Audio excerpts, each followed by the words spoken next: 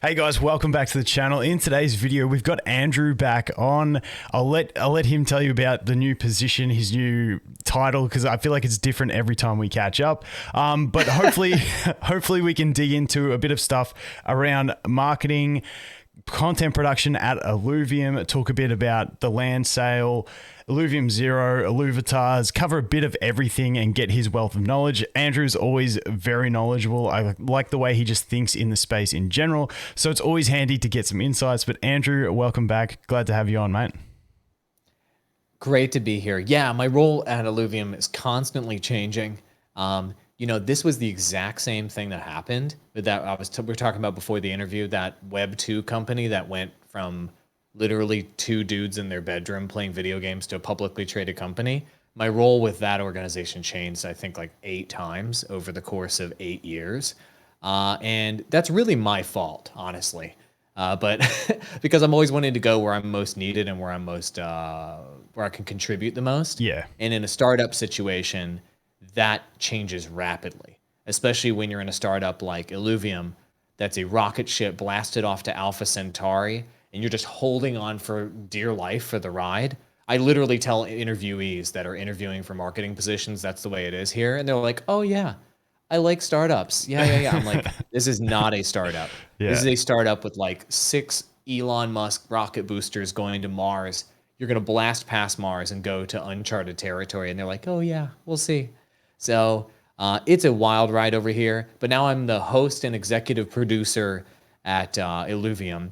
I'm still very much in a leadership position within the marketing group, but I'm very much focused now on doing more interviews, live shows, original content, and getting premium video, audio, and live streaming up and running as sort of that like core pillar of marketing.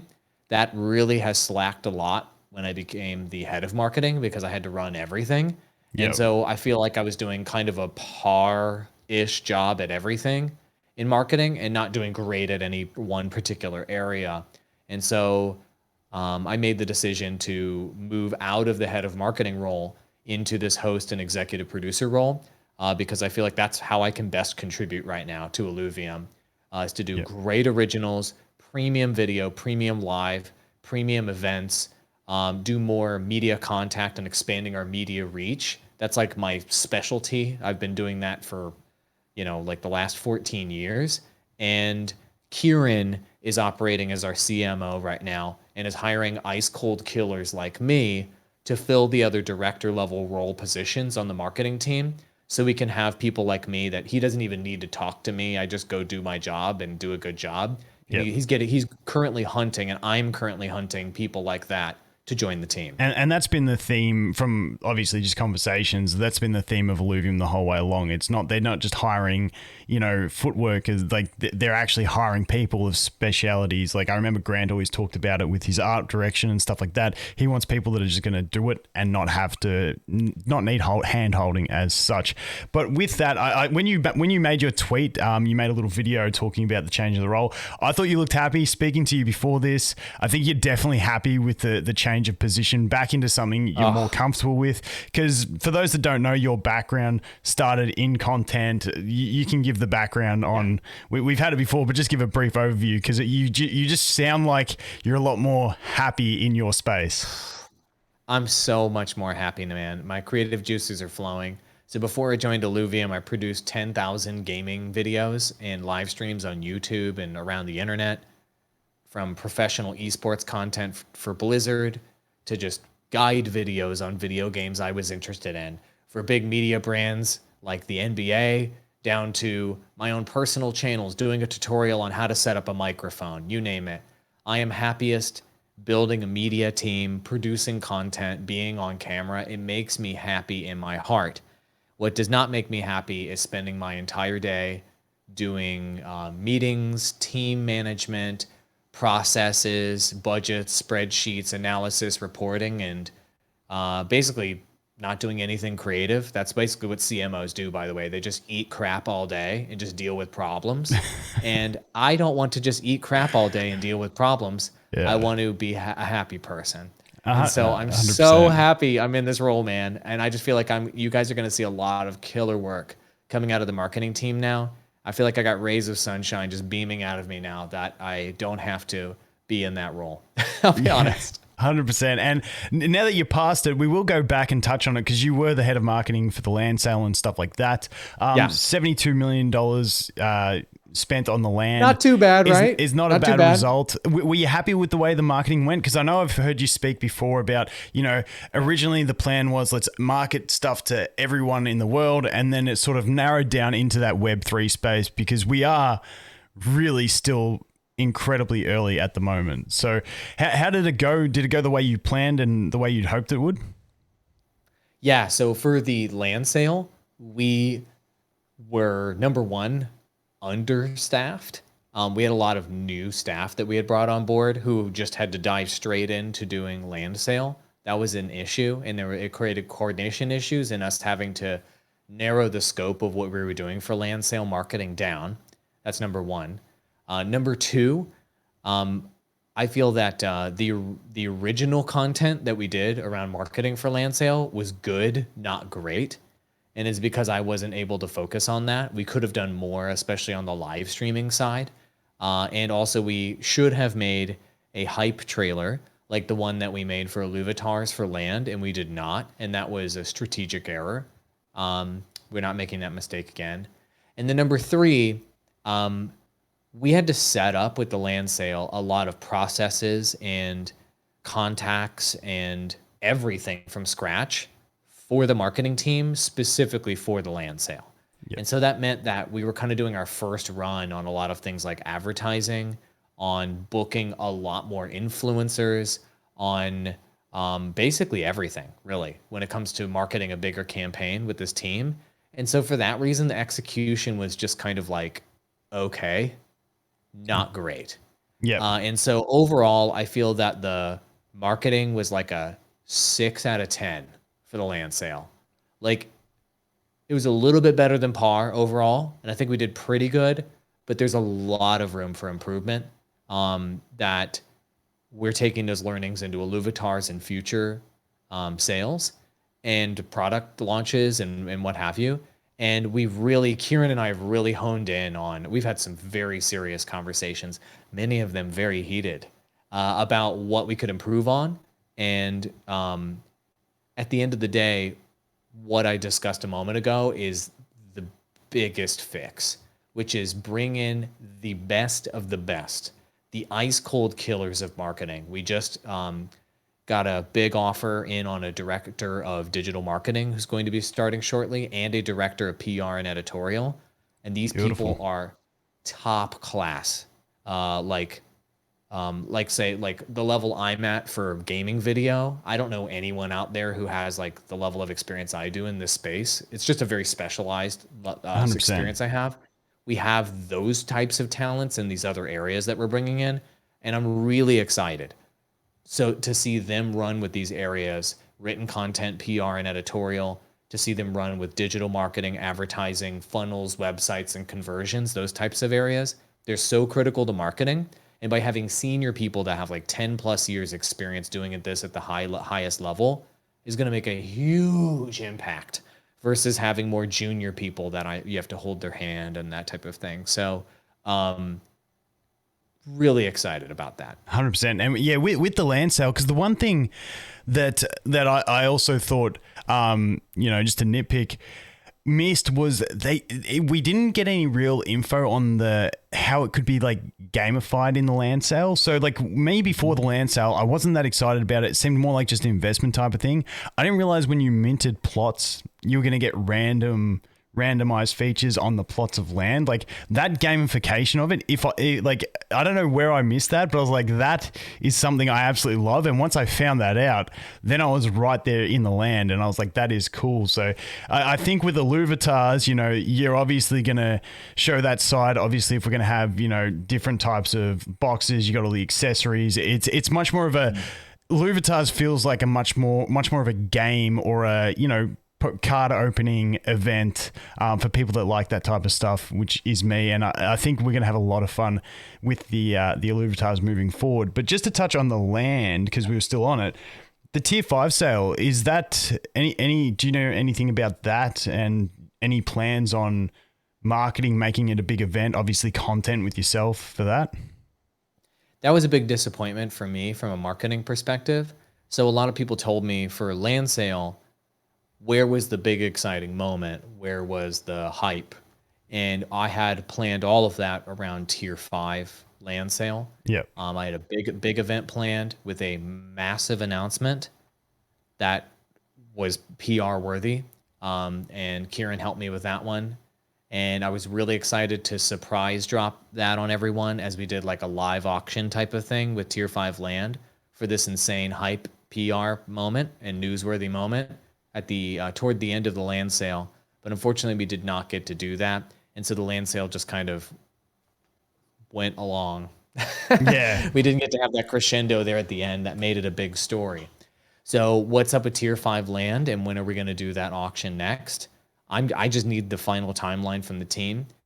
What they were doing, there was a third party issue, I believe, with the contracts and the tech and the back end when it comes to Yeah. T5, and that had to be resolved. And then when you have issues like that, I'm not our CTO, but when you have issues like that, it's my understanding that not only do you need to investigate and resolve them with the third party, but then you need to potentially go through the auditing process once more. Yep. And we have a rigorous auditing process, and that can take a bit. And so I believe that's where we're at with that. And as soon as T5 land, we have like a date when we are going to drop that and do the auction. My plan is to do a very hype, emotional, big event, maybe even cheesy almost level event around auctioning off T5 land and really make it a big deal. And right now I'm thinking doing maybe some competitive Illuvium kind of live event, having it have sort of an esportsy feel Yep. to the marketing around it, and then to do a live big surprise moment, an announcement related to the land to drive the demand for the land up during the auction, and really making it very exciting. So I don't have a when on that, unfortunately. Once I have the when, then that will tell me the scope of what we can pull off in terms of marketing. Right now, the Nice. marketing team is laser focused on Illuvatars, number one. We're also looking toward Private Beta 2, making plans there, and then Illuvium 0, obviously. Yep. And so we're making plans around all three of those major items and all of the marketing that we need to take care of Yep. for those big drops. 100%. And with Illuvatars, you mentioned, what's the game plan for that from your perspective? Tutorials. We've obviously had the trailer, which was really cool. That was a wicked hype trailer. I really enjoyed that one. Doket's new favorite. But yeah, what's the sort of direction with Illuvatars from your point of view? I'm not going to ask you for a date because I know Kieran's trying not to say dates on anything anymore. Yeah, so I mean, I don't know. Like at this point, like dates, what is time even? So all I'm doing is preparing the marketing, and whenever the date is, I'll adjust the timeline on when we're dropping the content, the original content, accordingly. So not only did we have the trailer, which we did not have for land sale, I've got multiple explainer videos that are coming out for this. One of them is going to just generally explain what Illuvatars is to everyone, and we're going to drop that probably this week if I can get final approval on what we're calling the the Illuvitar. We were talking about this before the stream. Are they going to be sold in boxes, crates? What's a tranche even? We were having some terminology issues on how we're going to communicate how they're going to be sold. Maybe in shards. bundles. So sell them in shards. Oh, that won't be confusing. So yeah. So anyway, we're having this sort of terminology discussions to finalize that. Anyway, that explainer video just going to drop. Then I'm going to do a specific explainer video and roll out with an article and everything too about specifically the utility of Illuvatars. And it's not just your avatar. No, we've been seeing on Twitter stuff about game and stuff like that. With there's been people, leaking but not leaking enough for us. So if you want to leak more, you can. But if you don't, you can. I mean, I've heard the rumors too that there may be some sort of experience that we're considering right now, where your Illuvatars can not only be used inside of our games, plural, but they can also I don't know, maybe I've heard rumors of a collection, maybe there's an album you can put them into, something like that. There may be some sort of deeper experience for those of you out there like you who maybe want to buy all of them. There Yep. may be some experience that we could create or something like that that could make it more interesting or more rewarding. That's just a rumor I heard. Um, Also, there's other utility that we're working on as a team that we want to announce. It's been finalized now. We just finalized that recently. And so all of that, I'm bundling all of that extra utility because that's the number one question we got when we released the trailer is like, oh, another PFP? Boo. And no, that's not the reaction we got, but there were some people like that. Like Yes. the first question was, Squeaky what's the wheel gets the grease. utility? Yeah. What's the utility, Yeah. right? And that's the number one question we get. This is not just another PFP. And it's really clear that we make that marketing really, really clear that this is, first of all, the art is great. It's modular and you can build it and customize it. And there's this whole suite of additional utility that comes along with your Illuvitar that you get by being a holder. And that's going to be, I think, the part that's really going to excite the community is when we roll that out and we communicate that. Yeah. And that's why the marketing is taking a little bit longer right now, is because we want to add a lot of extra value on top of what I think is already a quite valuable kind of PFP offering. But in my personal opinion, it's not enough right now for us to offer cool looking PFPs that you can customize and they're in our games. I think that's good. But Illuvium doesn't want to just do good. We want to do really, really good. And so we're kind of putting the icing on the cake right now in terms of the offering and the utility there. Yeah. But sure, I'm sure you're going to hear lots of rumors about what that will be. And I could tell you, we're going to bundle it all up. We're going to do the whole bit. Not only are we going to do an explainer, going to do a long form talk with Kieran. Going to, even during Illuvitars, I'm going to do a live whale pack opening or box opening with Kieran and the Warwick Bros. I'm planning on doing that. They're going to whale out and open a bunch of Illuvitar boxes live. And this Friday, we haven't announced this yet, so I'll just tell you, I'm doing an Illuvium Insider with our lead concept artist. And he's going to go over all the designs of Illuvitars, maybe show you Sky stuff that you haven't seen before. And so this is going to be a multi-stage campaign where we... Yeah, Roger. Yeah. And so we're going to start out... He's becoming a savage on Twitter. I've been watching him. He is savage. I mean, when you make stuff as cool as he has, then it's amazing. Yeah. We're going to start out by just high level, getting you hyped with the hype trailer. Next step, we're going to teach you what Illuvitars is high level with an explainer. Then we're going to show you the cool designs as a hook. Next layer, we're going to tell you about the utility of Illuvitars. The next layer, we're going to start preparing you for the sale and telling you the mechanics of what you need to do to buy. Then once we hit the sale, we're going to be doing hypey stuff like whaling out on stream and buying Illuvitars and doing stuff with influencers and everybody rocking it on Twitter. And then we'll move into the post-sale success story with PR. And then we'll repeat for all of the different sales cycles for Illuvitars. Yeah. And we've got all those marketing phases that need to roll out. Yeah. And just that you mentioned about like how it's going to run, not looking for an in-depth thing, but do we know if because a lot of people have been asking if it's just going to be all on Immutable or is it going to be kind of like the land sale? I think it's going to be kind of like the land sale. That's the word I'm hearing on the streets right now. Yep. No, that's they're trying to make like things like tier 0 as gasless as possible, let's say, or cost free as possible. Yep. And they're designing the way that Illuvitars are packaged and sold in a way that you can get the maximum amount for the lowest possible gas fees on layer 1 and what have you. But the minting, of course, will be happening on IMX, of course. And remember with land sale, we took a little extra time to optimize for gas and to optimize the way everything was packaged and what have you for a smooth experience where you wouldn't have to do a million different transactions that were costing you a bunch of different money, blah, blah, blah. The team is diligently working on that right now, respecting the dollar of the consumer, of the buyer, and trying to, especially for a product that is lower cost than land, we need to make sure that that is really well optimized. Now, and you say lower cost. Now, I'm sure you probably don't have exact figures that you can say, but do you have like a like sort of an expectation or like a sort of mantra you were looking at with Illuvitars on the cost side of things? Like, Is it meant to be accessible to everyone? Is it going to be the different rarity of boxes? You know, like what's the sort of general feel around accessibility to people? Sure. So obviously tier zeros will be accessible to everyone.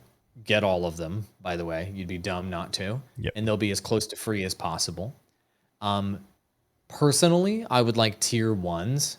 So obviously the cost is going to go up from, they're not tier ones, but like bronze boxes up to diamond boxes, let's call it. We're settling on the terminology. And just while we're on this, just to get it covered, you got the different rarity of boxes, and each box only has one Illuvitar in it.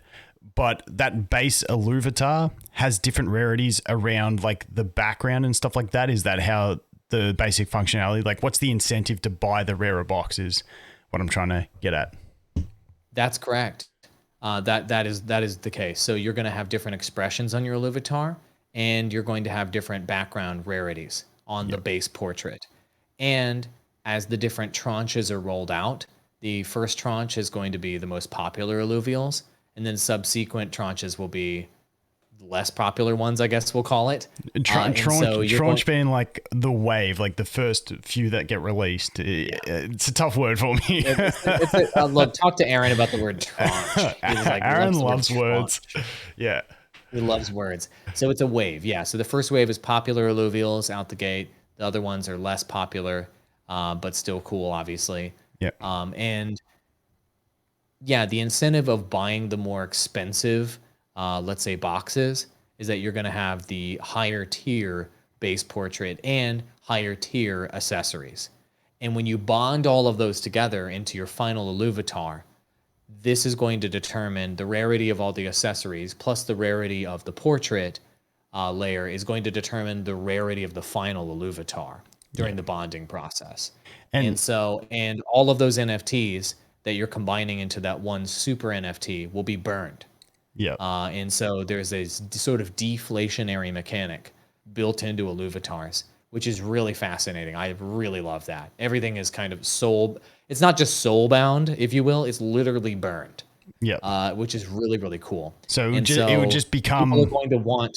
Go ahead. It would just become that base Illuvitar NFT is now that NFT, but it includes those features, and you can't take them out. Can you take them out after that, like the accessories, or are they stuck on there once they're on? The current, well, obviously we'll give the final details. This all has to be approved by the council and everything. Yeah. But to my knowledge, and to my preference, I want everything permanently bonded. Yeah. To never be removed. But let me clarify. So let's say I'm a base portrait and boom, I put on some eyewear. Boom, I have accessories of these headphones. But I have some missing slots like my skin and like my skin. We'll just use skin as an example. Yeah. If I bond on the eyewear and I bond on the accessory of headphones, but skin is not yet bonded and I have not put that into my Illuvitar, I can later on bond that to my Illuvitar. So you could do one bond to put on one accessory. You could do one bond to put on 2, 3, or all. And you can leave those slots open on your Illuvitar until you find the accessory of your dreams. And then you can slot that in to build the ultimate Illuvitar. Something on top of that. An ongoing. Yeah, something on top of that would be really cool is if you get one that you prefer. Say you got a pair of Dick King's Vipers or something. You could replace you could replace your glasses that you have with that, and they just never become like that's just completely gone, and then you just burn a new one on top. No, I didn't say you could burn another one on top. No, that's what I was asking about. Can you do that if you get something else? To my knowledge, once something is slotted into a slot on a base portrait Illuvitar, one of the 5 slots, you can't put anything else into that slot. To my knowledge, okay, that might change. But to my knowledge, you have to make that final decision right there on what that final accessory is that's burned in there. I'm never going to burn anything in. I'm going to be too scared. I'm going to be like, there's going to be something else that I like. Well, I'm saying burn. It's actually, the term is bond. Yeah. But it is a true bond, and bonds cannot be broken. And so think about it like this, though. This is meant to be a collectibles type of product, right? So you don't just have one Illuvitar. You can choose to have one Illuvitar, but if you have 10 base portraits and you have 40 accessories or whatever, it's all about building your various Illuvatars based on your mood and based on what you're trying to put together. Maybe you have your silly pants one, maybe you have your try hard one, maybe you have your one where you're just trying to max out the rarities. You decide whatever's your thing, your jam, right? Yep. That collectible aspect of it, I think is what's going to drive people to buy a lot of Illuvatars. And I think it's going to be interesting to see how many people bond now versus just buy a bunch of base portraits and accessories and just wait till later to see what additional things become available in future sales and or see what the market is like once we launch and people want to have these in the game. And so I'm really interested to see the metrics on how many people are going to bond because they want that Illuvatar today for social clout reasons versus keeping an inventory of unbonded Illuvatars. And my guess is that a lot of people that are scared to bond will bond whenever they see everyone around them having their incredible Illuvatar and they want to show it off on Discord, on Twitter, Yeah. and in other places. I don't want to say too much there and make promises, but in other places No, as no, well. no. Say too much. And It's fine. I cannot. I cannot. No, thank you. So, yeah. So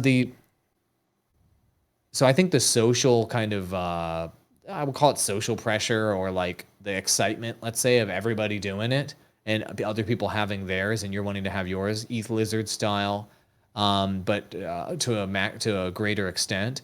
I think that's going to drive even you, somebody who's nervous about bonding, to bond a bunch of them and go, damn, I don't have anything left. Yeah. I'm hoping we have that effect because it's going to be fun to do it. Yes. And I think it's going to be fun to open these boxes on stream and in videos. It's going to be fun to ask the community, should I put on this accessory here, that accessory there? Get people's fashion opinions, if you will, on your Illuvatars. And then to have that reveal moment where you show it off and you put it there as your avatar and people are commenting on it. All of that is fun. Illuvatars is a fun collectible product. And that's something I'm really excited about with this versus something like Land, which was much more try hard and Investor, yeah. and in min-maxing in a spreadsheety. Yeah. Illuvatars is not. You can do those things in Illuvatars if you choose, of course, but it's way less in that category. It's more catered to the collectors and stuff like that. And I just wanted to just clarify on like the packs or boxes, whatever you call them. So because there's accessories and there's the Illuvatar bases. So does each box have like one Illuvatar and some accessories, or is there a chance to have an Illuvatar or accessories, or do you know how that's going to operate? Yeah, so so all of this has to be finalized by the council, Yeah. right? But we are discussing, or there are just internal discussions happening right now about giving people the ability just to a la carte buy the Illuvatar or buy a batch of random accessories. I'm saying the Illuvatar. I'm sorry, not the Illuvatar. To buy the base portrait, a la carte. Yep. Or to buy accessories, random, or accessories targeted at a particular slot. And there is discussion of potentially selling, but things like bundles as well, where you can buy a bunch of. You pick a bunch of different potential purchases and then bundle them together in one single purchase for yourself. Yep. These are all the final details being worked out right now in terms of how all of that's going to be packaged. I think we're probably going to lean towards giving people more choice in how they buy so they can more specifically go after an individual thing they're going after or just pick something at random or do some combination of the two, whether you get a bunch of base portraits as well as accessories together in one single purchase. The direction I see it going right now in development and in talks is that we're hoping to give you all of those options so you choose how you buy. Yep. So you don't just have to, like in Overwatch, for example, you can buy like X number of loot boxes and that's it. And whatever pops out of the freaking loot box pops out. Yep. We're giving people way more choice than that. Yeah, it makes me think of like something like I played Yu-Gi-Oh for a long time, so I always reference it. Some people more think about Pokemon cards, but like Yu-Gi-Oh often have, you got your whatever the sets at the moment are, you've got those booster packs. However, sometimes you have structured decks that you can get what you want, or you have like special series that have, the most sought after things in a different color, and you know what I mean. So you've got different options to purchase with. So that's the way I'm hearing when I hear that. So I honestly I'm super excited for Illuvitar's. I love gotcha gaming. I love opening packs of cards, and I love all that stuff. So I can't wait to go ham. Hopefully, get at least the highest rarity on the base portrait for at least Stabin and the Scorpion, because they're just too cool. But ideally, I'll collect them all. It'll depend what the price range ends up around. But yeah, I cannot wait for it. But we covered Illuvitar's extensively. I wanted to jump into Illuvium Zero for a minute and just have a chat about that. Because obviously that we've heard that when we get access to Illuvium Zero before the launch of the game, it'll get wiped, but you can still hunt for blueprints that will be exclusive and all that sort of stuff. So you're going to drive the sort of, content and campaign around that when Illuvium Zero is ready for, I don't know, what are you going to call that, the beta or the private beta, or I don't know how you're going to label that. Alpha is a word that I hear people using. The pre-release beta, yeah. Pre-release beta, okay. I mean, I think there's going to need to be 2 phases here, to my knowledge. We're going to need to do like a testing phase, and then we're going to obviously then release it for this usage that you're talking about, where you can actually play it and then potentially earn these blueprints leading up to launch. And then your town, and then your cities get wiped, and then you start again, but you keep the blueprints you earned. So there needs to be a testing phase before we go into that. And so that's what the team is working on right now, to my knowledge, is that build. I think they're calling it alpha right now, I think, internally for that. And then, because I don't think we want to stay away from using the term beta, because I think they think that the term beta means I get beta, right? Yeah. But that's where we're at with that. And so in terms of how that's going to be marketed, I'm looking to do the standard package, man. We're looking to do a trailer for it, explainer, tutorials, live gameplay. And also, once that beta is out, then at that point we can start doing our initial mobile gaming marketing. And start rolling out those mobile gaming marketing strategies, get all those pipelines up, get all those ads up. Guys, all of this stuff we're doing right now is all pre-launch, us building the marketing engine and the whole engine for everything for Illuvium leading up to the launch. So all these tester phases and everything gives us a chance to get all that infrastructure up and running, those landing pages, that advertising, that all the relationships, the back end, all of this stuff ready, so that when we're ready to hit the button and really punch it in terms of marketing and get millions of users in here using our games, everything's already built, tested, and ready to where we're just on a rocket ship at that point in terms of growth. And we just need to scale our servers and our service and our customer service fast enough to meet demand. So the point of that is this Illuvium Zero marketing campaign and kind of testing and sort of beta leading up to the beta in the scenario you described will prepare us for that, to where we can do full-blown mobile games marketing in the future, which I'm very excited about. Yeah, see, when you touched on that, that's something that I've been thinking about a lot with Illuvium Zero, because for me, Illuvium Zero just seemed like a great... sorry, I've been sick, but it seemed like a great marketing tool for the mobile side. Like, I even thought of like the side of like when you install, like, because I'm assuming that the aim is to get Illuvium Zero on both Play Store and Apple App Store for the exposure, and then people can play the free version of it. And my thought was like, when you install that game, it's like it launches with a trailer of like what the Illuvium game is, so that you're using that as a marketing tool that this game is coming and this is a side game to this, so keep an eye out for this on the PC when it comes. Like, that's how like I viewed what Illuvium Zero was going to be used for. And when you look at every other land project that you've seen, you don't get that kind of, leverage out of any of them. And I just felt like it's such a smart way to get in on the mobile market because obviously me with the normal Illuvium game, I'd love it to be on mobile because I do a lot of my playing while I'm, sitting at home and, not at the PC. But just having that for a marketing tool on like when there is so many eyeballs on those stores would be huge. I agree with that. Wouldn't it be interesting if Illuvium Zero, you downloaded it for free, you were playing the town builder game, and it was making you offers to go play this other game for free? And if you did, it gave you some sort of incentives to do that.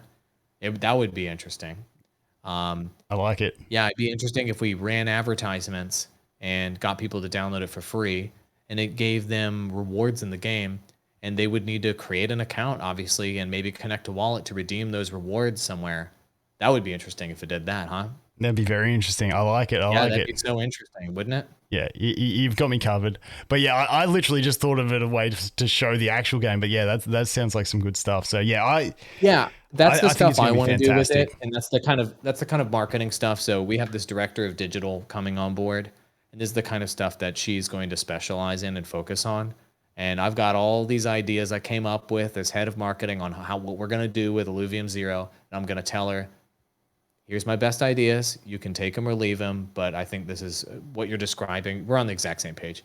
You've played so many mobile games. You know how it goes, man. Hmm. People download these games. You slide in there, you get in there for free, you hook them, and then you start making them offers. And the thing is, the thing we're offering them is just come play more free games. We don't even have to sell them anything, Yeah, or come redeem something you already earned. And it's just a really easy way to slide into the Illuvium ecosystem and start playing our suite of games. And then all of a sudden, they've gotten a Luvatar, they've got like 6 ETH lizards, and it's over. 100%. The Heath lizards, it's becoming one and the same at the moment. It's great.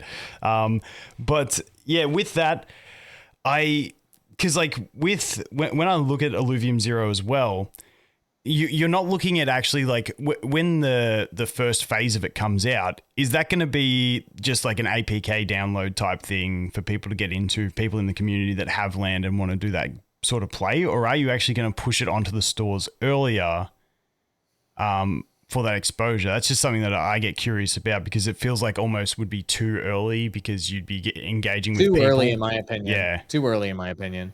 I think right now, I think the letting everybody play it for now, leading up to launch, is just a thank you, essentially. Like, thank you for trusting us. Yeah.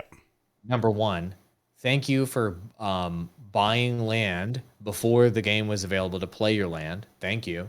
And also, will you come test out this game and play it a little bit and give us feedback while we're juicing it up and polishing it up leading up to launch? Yeah. Because if we have all the actual landowners playing the game and using it and giving us feedback, then we can get it, let's say, launch ready. Because we're gonna get feedback of people are gonna like lose their shit over they want to see.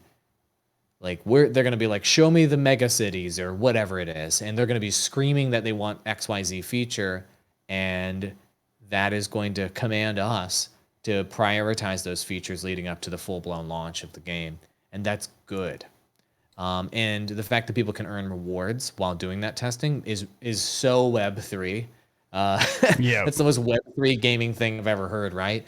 You don't just play the beta so that you can play the beta. You can play the beta so that you can also play and earn rewards, own the rewards.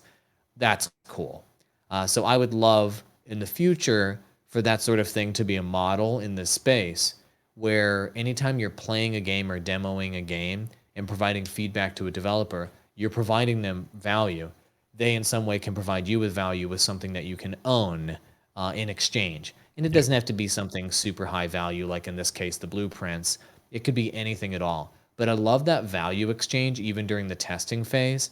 It is so Web3, it's so crypto gaming, it's so GameFi. And I know into the traditional space that seems like, oh, you're paying people to beta test. I'm like, you don't get it, bro. Just come in here. Once you own things in these games, you'll understand that you're not being paid to play it. You're just owning what you earned in the game. It's like you just got to get it in your wallet to understand the concept. And I think that's what's exciting about Illuvium Zero is we'll have that mobile game to bring in that audience, and it's really going to help us expand. Yeah, you touched on something that I've been seeing a lot of lately is, crypto markets are down, everything's down. I'm seeing a lot of, crypto gaming's dead things that, like, from, PC console gamers. It's just a very interesting dynamic watching it all happen because Yeah. it's like, I get it because 99% of crypto games have something, either NFTs or tokens or something that's infinitely mintable, which eventually goes to zero. And there's nothing you can do to stop that. So, like, then we have Illuvium, which is run more like a trading card game with new sets and scarcity, which makes sense. But it's really funny because, like, still to this day, PC console gamers shit on mobile games for the predatory monetization and all that stuff. And it's just funny now I'm watching mobile gamers shit on Web3 gaming.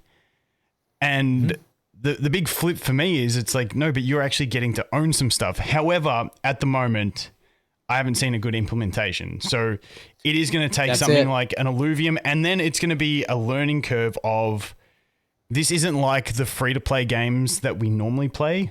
It's more like a trading card game where you can pay, but then you can sell it up, and it's that sort of system. And I think that's going to be the rock that you're trying to push up the hill to make it click with people on what it is. It's not free-to-play gaming where you make money for free, because that doesn't work. It's trading cards.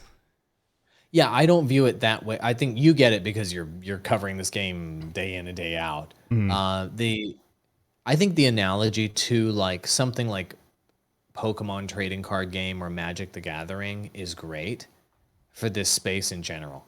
Like, people don't think it's predatory that you can go buy Magic cards at Walmart or your local retailer or Amazon. That's not people just generally don't regard that as predatory. Yep. And they don't think that it's a scummy business model that you could take your Magic cards and go sell them at the local card shop or on eBay and get money for it. There's nothing, nobody thinks that's scummy. Yeah. I think that analogy is a great, safe comparison and analogy to what you're describing to games like Illuvium. And they're going to be like, well, what about tokens? I heard that you can play and you can get crypto and that type of thing. And I think it's important for us to distance ourselves from the I get to play and get crypto narrative. Yeah. Because that narrative has been run into the ground. Yeah. And that truly does sound like a Ponzi, right? Yeah. Of I'm just going to, like, get some coins and they're going to go ka-ching, ka-ching, like in Ready Player One by playing a video game. That truly does sound scummy and like a scam. And luckily, Illuvium doesn't have plans to just dump ILV tokens on players. Like, you hit level 10, here's 10 ILV or whatever. Yeah. Like, that's not our model. But it's tough when you're one of the only projects out there that are kind of running this type of tokenomics model. There are some good games out there that I like in the space right now. And unfortunately, they have a token rewards mechanic that's really big in their games. Yeah. And I feel like that's a big mistake. Yeah. I just want tradable, collectible NFTs as the primary mechanic of what you're earning and owning in the actual games. Yeah. And then have the whole token aspect of it be separate and be through, like, investing dashboards and be like a sort of like shares or something, like that sort of principle. It's like the like token is something you buy to invest. And because like even to my extent, I don't know if you know Netmarble. They're a big. I'm very familiar with Netmarble. I covered Star Wars Force Arena. Okay, yeah. I did about 300 videos on that game. Yeah, and so I'm familiar with their practices, and they shut my game down. They because they released Ni no Kuni Cross Worlds, which was a pretty decent, just in general, mobile game. It was really funny for me watching the space, watching all the people that were doing sponsorships for it, and no one knew that it was actually going to have crypto in it. So like it was a really weird thing that they just sort of hit it, and then like once you got to a certain stage in the game, you unlock this ability to earn. But it's like these are the things that I feel like are putting negative pressure on the crypto gaming space because they just have poor implementation. They got completely overrun by bots, and it just destroyed the whole gaming experience of their game. And and that's what a lot of the mobile gaming companies are doing now. They're just releasing games, throwing some crypto in half-assed and making it look worse. Like I think they're going to do a 7 Deadly Sins game, which looks amazing. And I never expected it to have crypto. Now they're talking about putting crypto in. And I'm like, can you not make bad economic models where you keep shedding a negative light on it? So yeah, it's an interesting one. And obviously with those type of the Ponzi type style of tokenomics, it's that these companies that are all about profit do see it as a profit way to make profit. So they're not too stressed about it. They'll just throw it out there, make their profit and move on to the next thing. So yeah, it's a digital currency for them to sell primarily. And that's the way they're thinking about it. Like if in their suite of digital currencies, they have gold, diamonds, kyber crystals, insert other dumb names related to their IP. Yeah. They're just going to remove one of those, make the premium currency crypto instead. Sounds like we cracked the code, boys. Time to pack up and go drink some beers. Yeah. But the parts that they're missing, so I don't think that investing in something like an ILV token or whatever is like buying a share in a company, but it does have some aspects that make it very different than what you're describing in Netmarble's game that owning shares in a company has as well. So that would be things like governance and being able to influence the decisions of the studio making the games.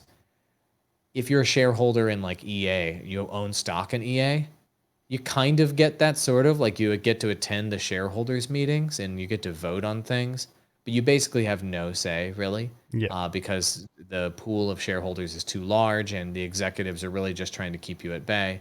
But the whole governance layer, the point of sharing this is the whole governance layer in something like Illuvium makes the tokenomics so much different, and that's what Netmarble is missing as well.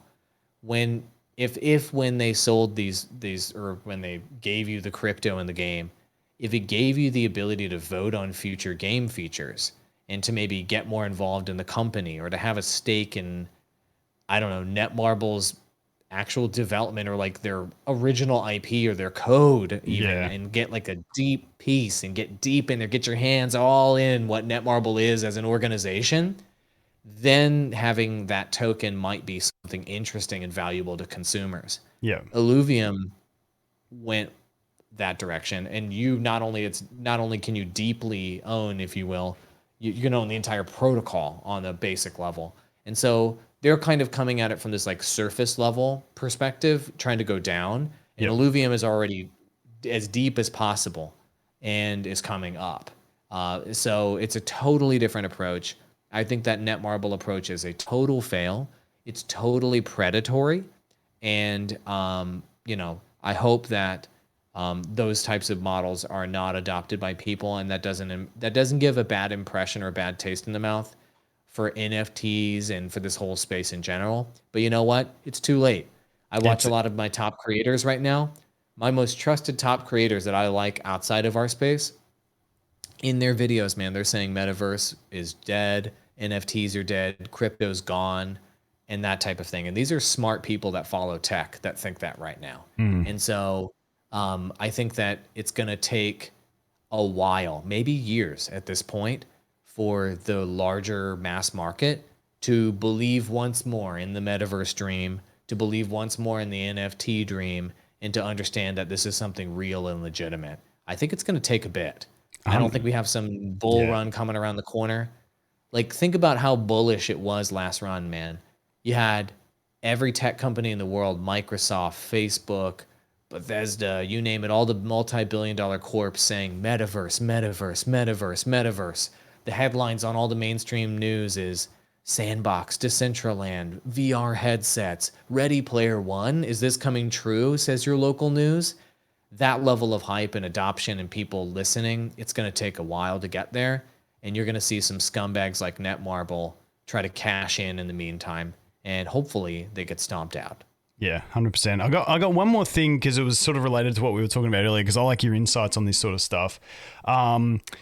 when because in Illuvium, often people talk about, what if you have to do balance changes and stuff like that to the game. You're then playing with people's money. It's a very interesting one for me. I did a little bit of research into it around Pokemon, Magic the Gathering, Yu-Gi-Oh, all that sort of stuff. So like, as I understand it, with things like that, they can't acknowledge that there's a secondary market behind their stuff. Otherwise, then they can be seen to be manipulating market with adjustments to competitive play or what they print in packs. So like, they just play ignorance to that there's a secondary market, claim that everything is worth the same value, you're buying this stuff to collect. Then they have no shame in going and manipulating that market to make people buy more. You look at Pokemon, every set, since Charizard and Pikachu were the expensive one, every set, Charizard, Pikachu, this one's a black Charizard, this one's a rainbow colored Charizard, this one's a full art. Yep. It's like, they just go beyond belief. Yu-Gi-Oh! Do ban lists where, a deck can be worth $3,000 one day, then the ban list comes out, it's now worth $200. What's your thought on Illuvium? Because I got used to competitive playing in Yu-Gi-Oh! Where, that's just part and parcel of, you get ban lists, you get balance changes, and that's just something that happens. So if in Illuvium, if a balance patch happens, I'm of the point of, so be it. You've got to balance the game because the game is the most important thing than people's profit at the end of the day. What's your view on that sort of stuff? So this is my your personal view. Yeah, this is personal. Yeah. My personal view is, if you're going to be playing games like Illuvium and you're going to be putting in time, and even if you're going to be putting in money, this is not financial advice. This is just, I would say, life advice right now as we move into the next era of entertainment and Web3. This is not just going to be the way gaming works. This is going to be the way everything works. Social media, all your digital interactions. Play the game and collect things in the game because you like them. Number one. That's really, really important. So if you're only collecting things in the game to harvest it as an investment for you to then flip it on the market later, that's where you're setting yourself up for that failure that you're describing. Yep. And it's possible that a scenario comes up like the Yu-Gi-Oh! Scenario you're talking about, where maybe you spent a bunch of money whaling out just so you could go harvest this thing because you looked on XYZ and it was worth a lot of money and you were hoping to flip it. Well, guess what? In real life, that happens all the time. People go buy all sorts of things in real life, whether it's stocks, whether it's houses, whether it's collectibles, baseballs, antiques, you name it, thinking that it's worth a lot of money and they can flip it for more later. And guess what happens? People get wrecked all the time. Yep. And so just like in real life, just like in any type of collectible, just like in any type of investment or real estate or anything else, don't invest money that you can't afford to lose. And personally, and also Aaron says this and Kieran says this as well, play Illuvium because you like it, because you love it, because you want the items, because you want to collect the alluvials, because you think it's cool and fun first. And then if it happens to be worth money and you can get your value back later, maybe you get lucky and you make a profit later, great. But we're not coming into this thinking of like, okay, we have to design alluvials so that they go up in value forever. And so we have our economy in this nonstop bull run and blah, blah, blah. Nobody said that ever internally in Illuvium conversations. And I've been in deep, honest conversations with the folks designing all these systems. They don't think about it that way. Yep. They think about how can we make a fun game with fun experiences where you can own what you collect and what you're using along the way. And you can get value back later if you choose. It gives you more freedom of choice. So that's the way I would approach this. That's the way I think about it. And I think that I think I'm kind of in the consensus there internally. Maybe some people disagree with me. But let's talk about the balance change side. So there needs to be a system where the developers are able to quickly and effectively balance change certain things in all Illuvium games moving forward, without having to have some sort of onerous council approval process. Yep. Number one, the developers are going to know way more than the council about balance. Number two, the council is going to think they know a lot about balance because they're like playing the game a lot. Yeah. But the developers actually have all the data, and it's like literally their job to look at the data, and they know the truth. So the point is, we have to have a way to interface those two systems and those two sets of people together to where we can reach an agreement quickly on balance changes that need to be made.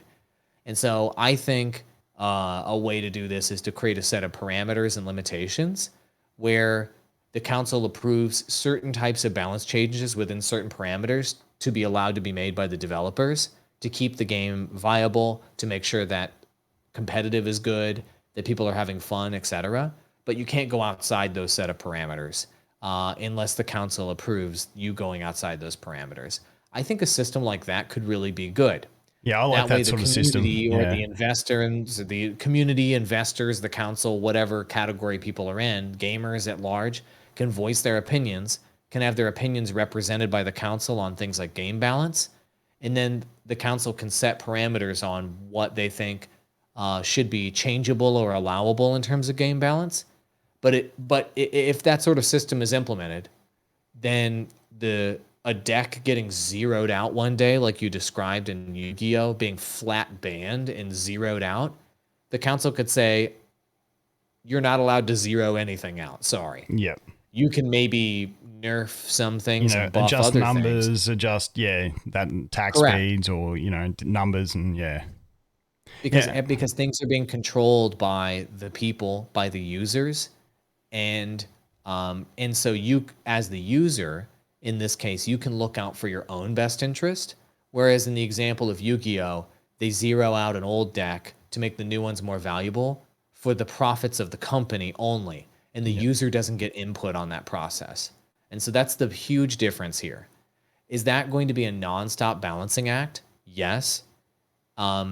Because the issue with video games is everybody that plays a video game a lot thinks that they are the world's leading balance expert on that game. And so that's going to be heated discussions between council and developers. And thank God I am not going to be in those discussions. Yeah. I don't want that in my life. Yeah. But that needs to be an ongoing debate, similar to what you see in like government, right? There's nonstop debates on how we should spend government money, whether it's in Australia or US, and no one ever agrees.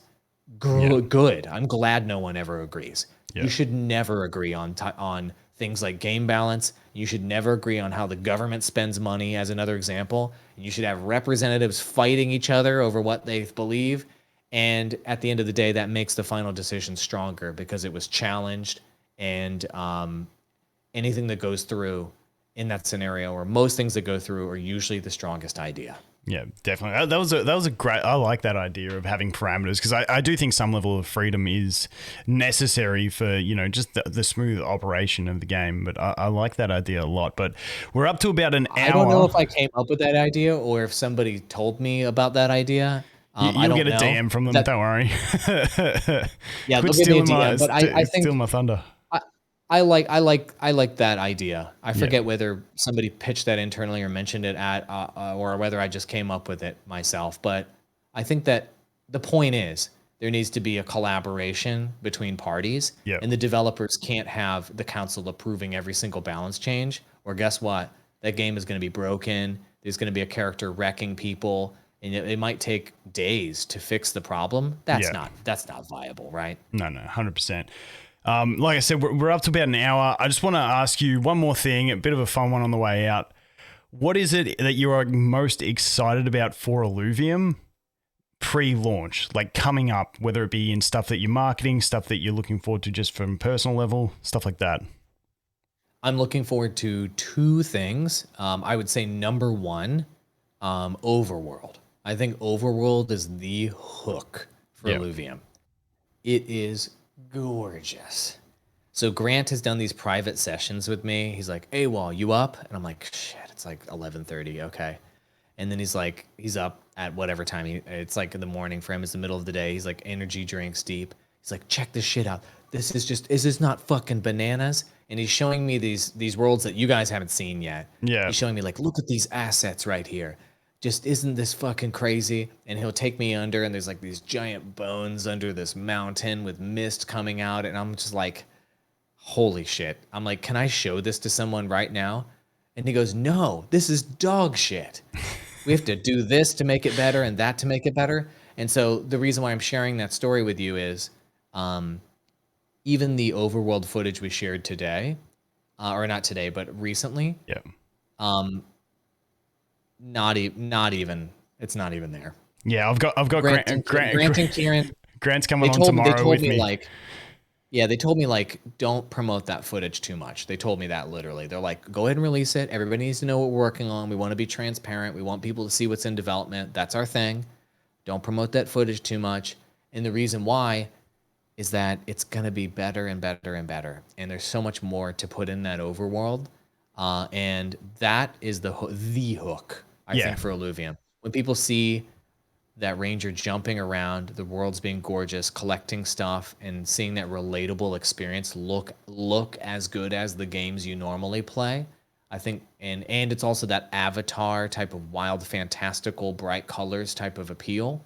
Yeah. That hook is very exciting to me from a marketing standpoint. The auto battler, in my opinion, is too complicated to hook someone. Yeah. It's it's what keeps you there. So the overworld hooks you, and then the auto battler keeps you there. So that's the number one thing I'm excited about. The number two thing I'm excited about as a landowner is playing my 7 regions of land on. I think I told you this in our land interview. My plan going into land sale was to buy 1 plot of tier 1 land on every region. I did that, and I just want to see my land in the game, and I want to play it and have it be tangible.